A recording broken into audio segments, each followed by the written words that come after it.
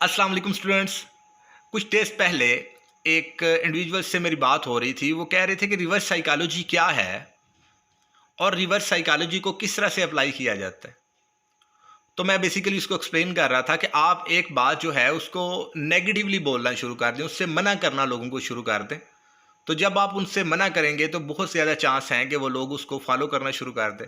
तो ये video basically reverse psychology की एक एग्जांपल है और उम्मीद है कि आप इसको काफ़ी ज़्यादा जो है इससे सीखेंगे।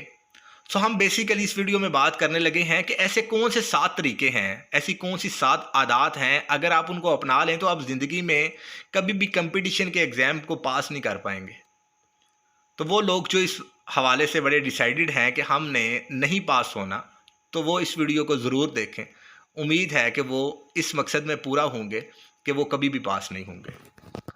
पहली आदत कौन सी है?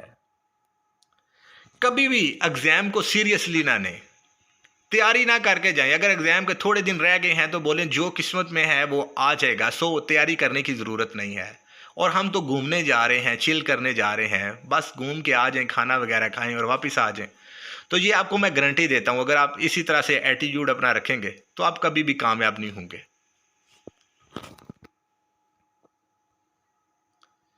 दूसरी रीज़न क्या है कि हमेशा एडवर्टीजमेंट का इंतज़ार करें कि कब जो है वो ऐड आएगा और हम तैयारी करेंगे। क्योंकि जैसे ही ऐड आएगा तो आपके पास टाइम थोड़ा होगा, आपसे तैयारी हो नहीं पाएगी और आपकी कोई बेस नहीं होगी, आप रिटन टेस्ट से ही डिसक्वालीफाई हो जाएंगे। सो ये दूसरा तरीका है कि आप किस तरह से फेल हो सकते हैं कि आप एडवांस में तैयारी नहीं आपने करनी, आपने बल्कि इंतज़ार करना है कि पेपर ये ऐड आए तो फिर हम प्रिपरेशन शुरू करें कि ऐड के बिना तो तैयारी की नहीं जा सकती। थर्ड क्या है कि कभी भी जो है वो स्टडी आवर्स या वर्किंग आवर्स जो हैं उनको डिसाइड ना करें, कोई टाइम टेबल ना बनाएं कि हमने एक वीक में या डेली इतना पढ़ना है। तो इससे क्या होगा कि आपकी जो पैटर्न है वो बन ही नहीं पाएगा, आप में कंसिस्टेंसी नहीं आ पाएगी और जब कंसिस्टेंसी नहीं आएगी तो डेफिनेटली आप कभी भी कामयाब नहीं होंगे, क्योंकि मुश्किल मिजाजी तो कामयाबी की कुंजी है। तो आप जब गैर मुश्किल रहेंगे तो डेफिनेटली आप कामयाब भी नहीं होंगे। So this is the third way. Fourth क्या है कि आप अपने इंटरेस्ट को फोकस करें। जब भी कंपटीशन के एग्ज़ाम की तैयारी करें, सारे मज़ामीन को ना पढ़ें, बल्कि जो आपको दो एक अच्छे लगते हैं, सपोज एजुकेशन की आप तैयारी कर रहे हैं, आपको एजुकेशनल साइकोलॉजी अच्छी लगती है, सिर्फ वही पढ़ते रहें। रिसर्च को छोड़ दें, स्टैट को छोड़ दें, फिलासफी को छोड़ दें, मेजरमेंट को, असेसमेंट मेजरमेंट को छोड़ दें, लीडरशिप को छोड़ दें, करिकुलम डेवलपमेंट को छोड़ दें, कोई 2-3 छोड़ दें या 2 ही छोड़ दें।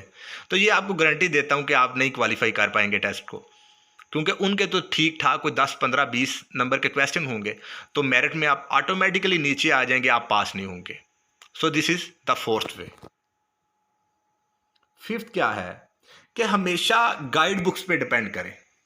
कभी भी कोई अथेंटिक किताब नहीं पढ़नी, किसी अथेंटिक जो लेक्चर है उसको नहीं सुनना, बल्कि आपने गाइड बुक्स से सही तरीके से उनको ही गो थ्रू करते रहना है, क्योंकि गाइड बुक्स में बहुत सी मिस्टेक होती हैं और कॉन्सेप्ट सही तरह से क्लियर भी नहीं होते, और जो कंपटीशन के एग्ज़ाम होते हैं वो बिल्कुल उन स्टेम्स को थोड़ा सा चेंज करके वो पेश कर देते हैं, या वो स्टेम वहाँ से पिक करते हैं उन गाइड बुक से जो ऑलरेडी गलत आंसर होता है।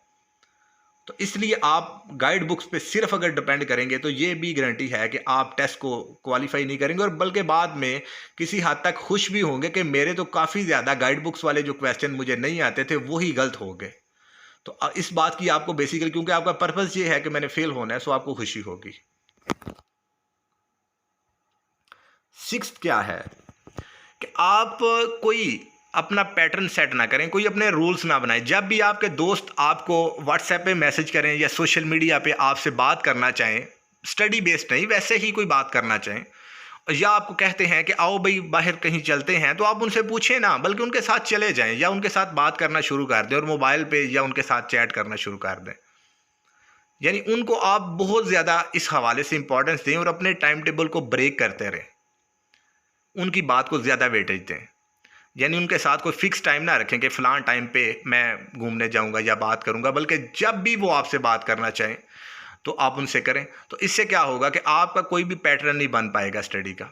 अक्सर आपकी जो स्टडी है वो ब्रेक होती रहेगी और ब्रेक होने के बाद आपकी जो हैबिट्स हैं वो ज़्यादा डिफरेंट होंगी। सो ये भी एक रीज़न बनेगी या आपको सपोर्ट करेगी बात कि आप क्वालिफाई नहीं कर सकेंगे।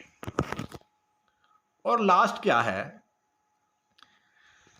कि आप जब अगर सपोज आपने सारे काम किए, गाइड बुक्स को पढ़ा और आप रिटन टेस्ट को क्वालिफाई कर गए, तो आप इंटरव्यू के लिए कभी भी किसी बंदे से डिस्कस ना करें, यानी कम्युनिकेशन इंप्रूव करने की प्रैक्टिस ना करें, बल्कि बुक्स को पढ़ते रहें।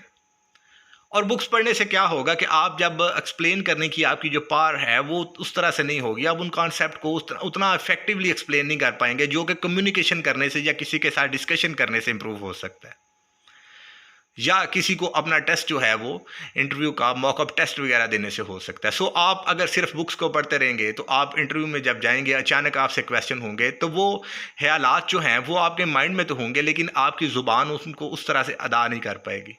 तो जब आप उनको इफ़ेक्टिवली आंसर नहीं कर पाएंगे तो ये भी एक वजह बनेगी कि आप डिस्क्वालीफाई होंगे और आपका जो मकसद है डिस्क्वालीफाई होने का वो पूरा हो जाएगा।